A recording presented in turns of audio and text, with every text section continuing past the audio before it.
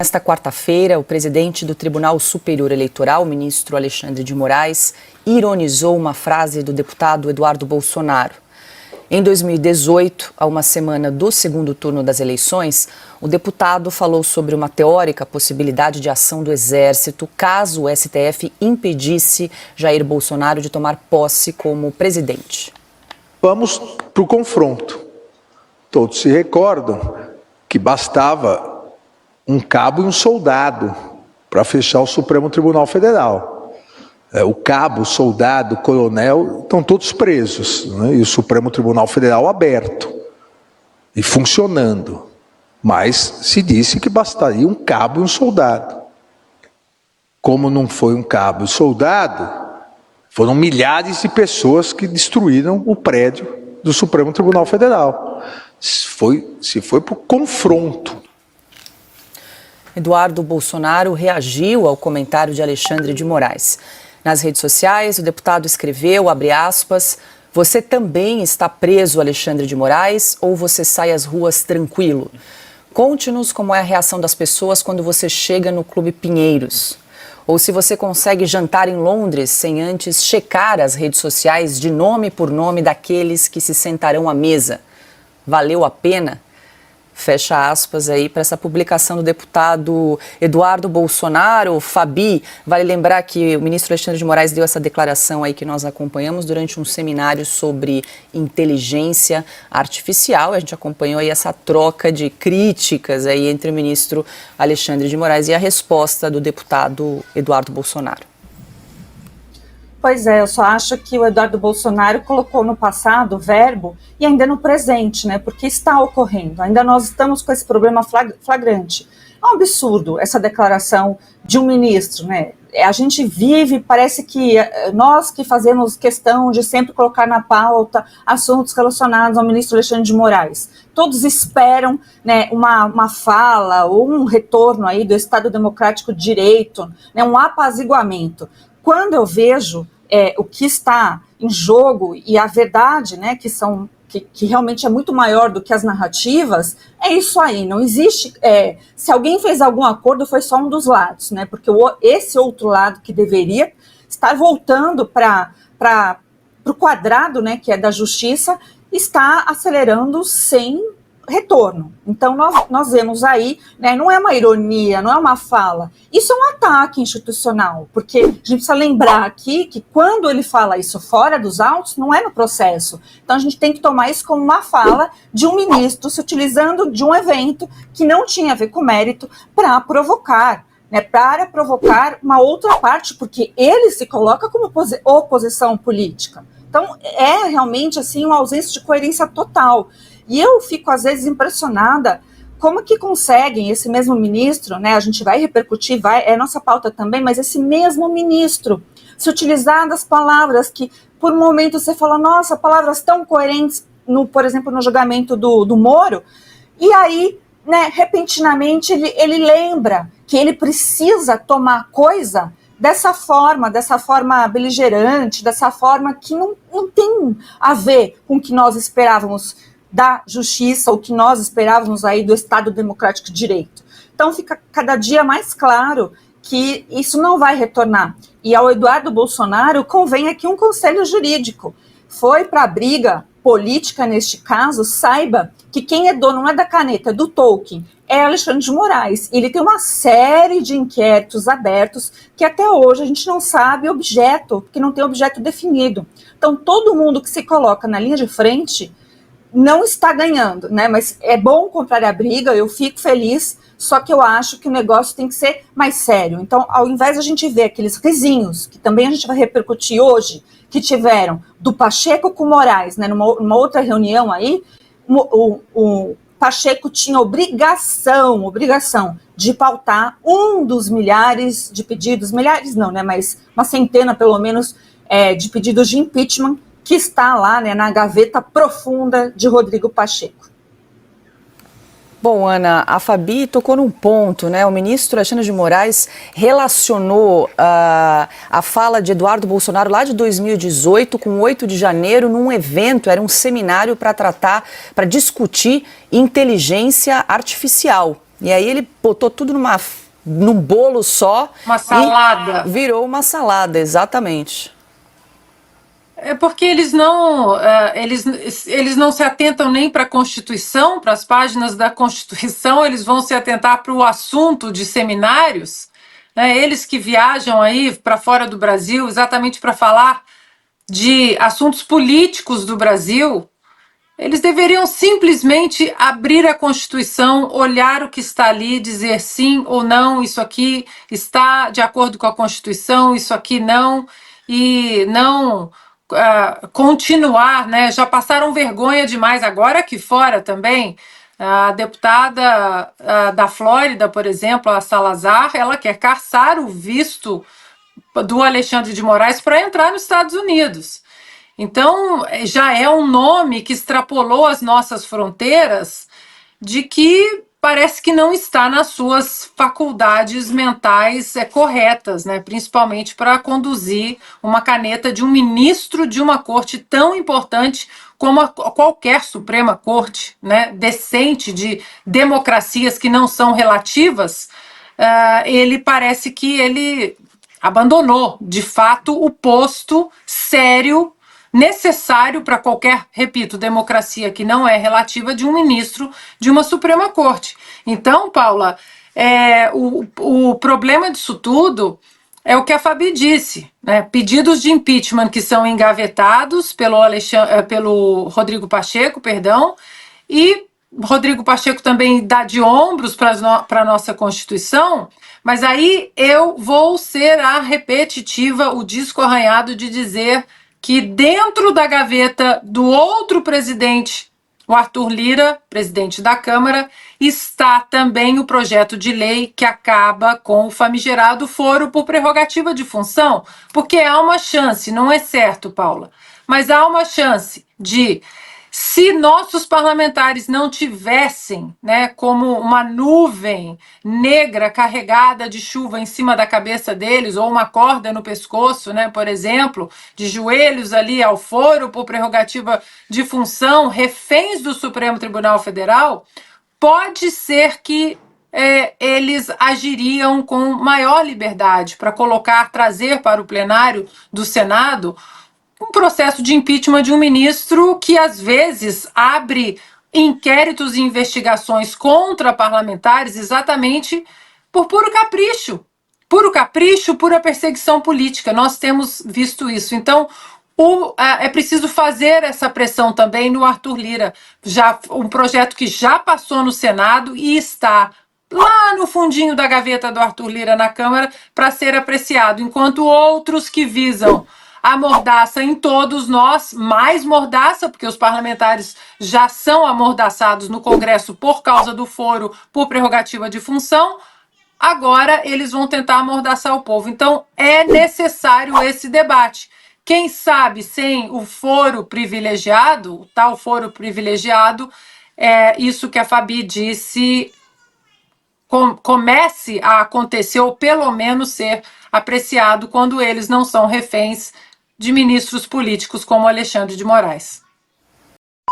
Mesma sessão que negou a cassação de Sérgio Moro, o ministro do Supremo e presidente do TSE, Alexandre de Moraes, disse que vai fazer falta na Corte Eleitoral.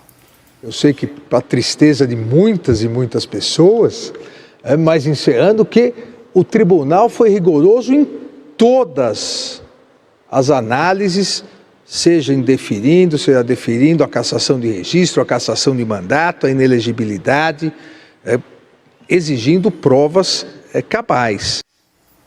E aí, Fabi, não falta ironia aí ao ministro Alexandre de Moraes, né? Nossa, a gente precisa procurar onde está essa agulha nesse pavio, né? Para usar de exemplo, inclusive, cadê o pessoal, então, de esquerda que teve essa conduta aí que ele diz? Tem uma outra frase dele também, que até é onde eu pensei comigo, ou ele é bipolar ou sou eu. Então, na dúvida, eu coloco para mim a bipolaridade, onde ele falou lá que realmente ele se sentiu ameaçado, que não é fácil ter o PCC na cola, que ele sabe muito bem, né? Mas eu queria voltar aqui no ponto do Moro. O Moro, o Silvio disse bem, ele teve a segunda chance dele política, né? Até acho que a gente deu mais chances, a gente assim de uma forma geral, né? Eu não tenho nenhuma esperança, ele está politicamente já coeso com o grupo ali do MDB, que é o partido dele. Eu fico com pena, né, de uma certa forma, de não ter entrado, por exemplo, o Paulo Eduardo Martins, que com certeza estaria fazendo uma diferença. Ele também hoje, o próprio Moro lá no Twitter, que aí ele fica corajoso, né? Ele foi realmente até puxar uma briga com o Paulo Eduardo Martins, o que eu fiquei assim, cadê essa coragem na sabatina? Para fazer perguntas técnicas para o Flávio Dino, que é juiz, né? É juiz. E ele também não é juiz. Ele poderia ter feito aquelas perguntas que realmente toda a população queria saber de Flávio Dino, pelo menos para deixar explicitado, para depois a gente cobrar, olha lá, o que o Flávio Dino disse na sabatina está se comportando de forma diferente, ou até mesmo usar o conhecimento técnico jurídico que o Moro tem, eu tenho absoluta certeza que ele tem, para indagar o Paulo Gonet, né, que estava junto ali naquela sabatina, ou para tentar mostrar com mais fervor ali que aquela sabatina em conjunto era um total absurdo para quem vem do universo jurídico. Você não tem como fazer a transparência e todos os requisitos que o direito público ele exige naquela sabatina sendo conduzida por duas pessoas sendo sabatinadas ao mesmo tempo. Então faltou firmeza. E aí a gente sabe, né, através da mídia, aquela mídia que ele gosta tanto, que esse pessoal gosta tanto, a mídia permitida, que o Moro foi, inclusive, né, participar de reuniões, por exemplo, com o Gilmar Mendes, que recomendou a ele que ele fosse ler na biblioteca, né, do Senado ou do Supremo, porque estava faltando conhecimento. O Moro foi o tempo inteiro atacado. Aí, eu concordo, né, que não tinha realmente elementos jurídicos para a cassação dele. Vamos ser honestos, não neste processo. Realmente não havia, era um grandíssimo absurdo. Mas do ponto de vista político, eu pergunto para o Moro, cadê a independência técnica desse mesmo tribunal, Tribunal Superior Eleitoral, que cassou o seu amigo, né, amigo mesmo, o Deltan, sem o mínimo de fundamento jurídico, e ele não abriu a boca. Então é isso que se trata, ele só pensa nele, é uma pessoa egoísta, e de egoísmo já basta o pessoal da esquerda. Eu prefiro esquerdista, de verdade, gente, porque o esquerdista, você sabe como ele está pensando. Agora o Moro, para aquela pessoa que eu realmente admirava, por isso que eu falo com mais firmeza ainda, é uma tristeza tê-lo como senador, né? Eu preferia, inclusive, que o senhor tivesse aposentado, e nem vá para a advocacia, porque a advocacia não é feita para covardes. Narlock, deixa eu voltar para você comentar aí essa declaração de Alexandre de Moraes sobre a saída dele, né, à frente do TSE, da presidência. Pois é, eu comecei a rir muito assim com a ironia quando ele falou aquilo, eu não tinha visto essa frase antes. E assim, gente, é bizarro, né, o Alexandre de Moraes falar isso. E é um ponto que a gente não pode esquecer, né? A democracia brasileira viveu um dos seus piores momentos por causa da presidência do Alexandre de Moraes no TSE. Né? A gente teve na eleição de 22 pessoas, a censura de informações límpidas, verdadeiras e claras, que estavam no próprio site do PT, como por exemplo de que o PT apoiava a ditadura da Nicarágua. Né? Teve censura prévia do Brasil Paralelo. Né? Então, assim, coisas veja, essa ideia da esquerda de que ele é o guardião da democracia, né? Para mim é o contrário. O Alexandre de Moraes, a democracia ela depende da crença de que todos os lados da política estão igualmente representados, de que se as pessoas fizerem uma escolha, se elas tiverem determinada preferência, essa preferência vai ser ouvida, né? Se elas votarem em um candidato ou outro, isso vai ser ouvido. E o que a gente viu nas cortes superiores do Brasil nos últimos anos é o contrário. Né? Então, essa característica, para mim, isso precisa ser investigado. A gente tem aí, é obrigatório se instaurar agora a CPI do abuso de autoridade do STF e TSE. A gente não pode deixar batido que esses crimes, que essas infrações à democracia brasileira aconteçam impunemente. É preciso, sim, investigar a conduta do Alexandre de Moraes em 2022 ou mesmo antes e depois dessa data. Vou jogar aqui para você, Fabi. O ministro Dias Toffoli derrubou, então, todas essas decisões contra o empresário Marcelo Odebrecht. Agora, Marcelo Odebrecht é empresário que é réu, confesso, firmou aí um acordo de colaboração premiada com a Operação Lava Jato à época, admitiu propina, e o ministro Dias Toffoli manteve esse acordo de colaboração premiada válido. Como é que fica essa história aí, Fabi? Explica pra gente. Boa noite. Boa noite, Paula. Boa noite a todos aqui da bancada. Boa noite a todos aqui da audiência. Bom, para nós que somos do direito, é uma eterna interrogação, né? Não dá para explicar algo que não é jurídico, é meramente político. Inclusive, eu estava lendo, né? A gente recorre a outros advogados para ver se alguém desvendou o mistério misterioso, mas realmente a gente tem que começar pelo ponto político, né? O quanto a amizade é preciosa nesses casos, né? Não tem o mínimo nexo nem jurídico. Político não se sabe, né? Porque a política no Brasil está realmente lamentável e degradante.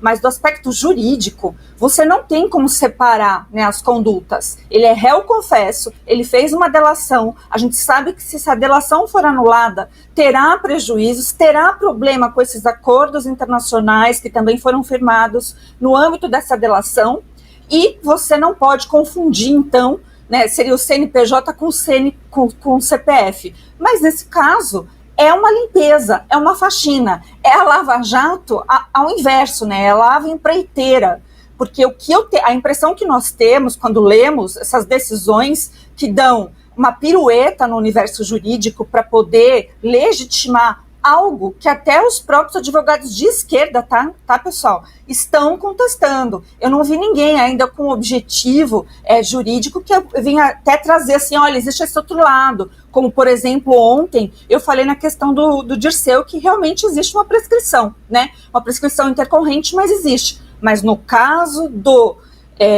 Odebrecht aqui, do Marcelo Odebrecht, e dos seus, né, os ligados ali que estão todos sendo anulados, é um revisionismo histórico e jurídico que não tem coerência. Então, Paula, essa pergunta nós deveríamos repassar aos representantes, então, do judiciário, que tem tornado o Brasil essa insegurança jurídica plena, porque realmente eu não sei te responder, não tem como você desmembrar esse tipo de conduta, né?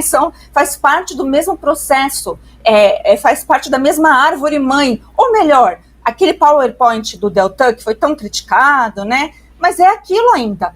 Existe uma pessoa central que por acaso hoje está sentada na cadeira do executivo e que parece que todas as forças políticas estão conspirando a favor, não é mesmo? Isso deixou de ser um tribunal jurídico.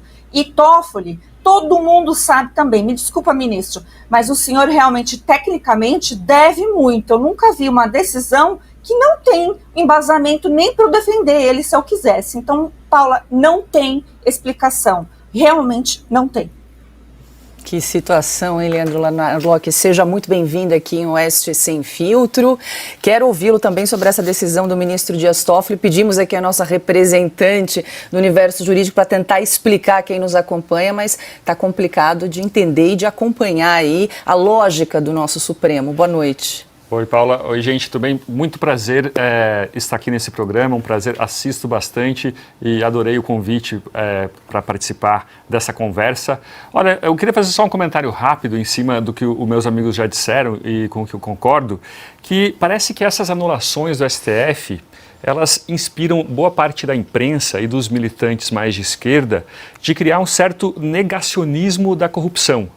Então, a esquerda adora falar de negacionismo, né, de vários tipos diferentes de negacionismos, mas e o da corrupção? Né? O Dirceu, por exemplo, tem gente falando que ele foi absolvido, que ele, na verdade, a condenação dele foi um erro. Na verdade, não aconteceu nada disso, simplesmente a corte entendeu que a pena dele prescreveu, mas a condenação continua. E além disso, existem perguntas que ainda não foram respondidas, que jornalistas que se prezam tinham que perguntar toda vez para o Lula. Por exemplo, né, ampliando um pouco esse caso todo da Lava Jato, o sítio de Atibaia, que a Mônica Bergamo chamava de o sítio do Lula nas suas colunas. Ele tinha remédios de manipulação, né, a Polícia Federal achou remédios de manipulação nesse sítio com o nome da Marisa Letícia, da então mulher do presidente Lula. Tinha vinhos em nome do Lula. Tinha pedalinhos em nome dos netos do Lula. Esse sítio teve a cozinha reformada, bancada por uma empreiteira, se não me engano, R$70 mil, algum tempo atrás, hoje seria o quê? 200 mil, seria um valor muito maior, pela marca mais cara de cozinhas planejadas. Quando que o Lula vai explicar para a gente como que uma empreiteira pode ter reformado, uma empreiteira que tinha contrato com estatais, pode ter reformado o seu sítio? né? Então a gente não pode esquecer que a corrupção existiu, esse caso é verdadeiro. Talvez tenha alguma acusação de que o juiz e o promotor conversaram, trocaram conversas. Isso é um motivo, é um terraplanismo. Né? A gente não pode usar esses detalhes para negar o fato de que houve um caso absurdo de corrupção no Brasil. Muito bem, Narlock, muita gente dando as boas-vindas aqui no chat de Oeste Sem Filtro. Muita gente também perguntando aqui sobre Augusto Nunes e a Fabi quer completar, perguntando sobre o Augusto e também do Adalberto Piotto. Eles estão de folga logo mais, retornam aqui conosco. Fabi, para a gente fechar aqui o assunto da decisão do Dias Toffoli, vamos lá. Então, essa observação que o Narlock trouxe é importante em relação ao Dirceu. Vamos deixar bem claro esse ponto, pessoal. Houve a prescrição intercorrente, o que significa, de uma forma simplista, para todo mundo entender que houve a denúncia, houve a formalização, houve a condenação, né, constatação do crime e condenação. E aí, então, existe tanta enrolação, que é um dos problemas crassos do nosso judiciário, que não conseguiu se cumprir a execução penal diante, né, do que deveria. Então, e ainda tem aquela coisa que eu expliquei ontem de 70 anos, quando a pessoa cumpre 70 anos de idade, ela tem a prescrição reduzida pela metade. Então, está prescrito, significa que Dirceu é inocente? Jamais. A gente tem aqui uma extinção da punibilidade, mas o fato em si, ele permanece. Pena que não é mais punível, né? Então, a gente sabe que ele será habilitado politicamente, mas você aí do outro lado tem a obrigação de levar esse conhecimento e levar esse passado em conta, né? Porque quem já fez mais do que uma vez, com muita certeza, né, ou provavelmente vai reincidir no mesmo tipo de crime, que é corrupção e lavagem de dinheiro. Saiu agora. PSDB desconfia que Eduardo Leite não faz oposição a Lula. Em meio à estratégia do PSDB de assumir um papel de oposição ao governo do presidente Lula, membros do partido veem limitações no governo Eduardo Leite, do PSDB, para liderar essa iniciativa, devido às tratativas do governo do estado junto à União para a reconstrução do Rio Grande do Sul após as fortes chuvas. Eduardo Leite é considerado um ativo importante para a reestruturação nacional do PSDB. No entanto, atualmente, a percepção é de que ele está em uma posição na qual não pode intensificar as críticas à gestão de Lula. O partido tem tentado se posicionar como uma oposição mais ponderada ao governo Lula, em comparação com os aliados do ex-presidente Jair Bolsonaro. A estratégia envolve uma abordagem crítica e construtiva ao mesmo tempo, sem se opor, por exemplo, às medidas oriundas do Ministério da Fazenda. Segundo uma fonte no partido, o bolsonarismo faz uma oposição sem credibilidade e há desconfiança sobre o grupo ligado a Bolsonaro retornar ao governo do país.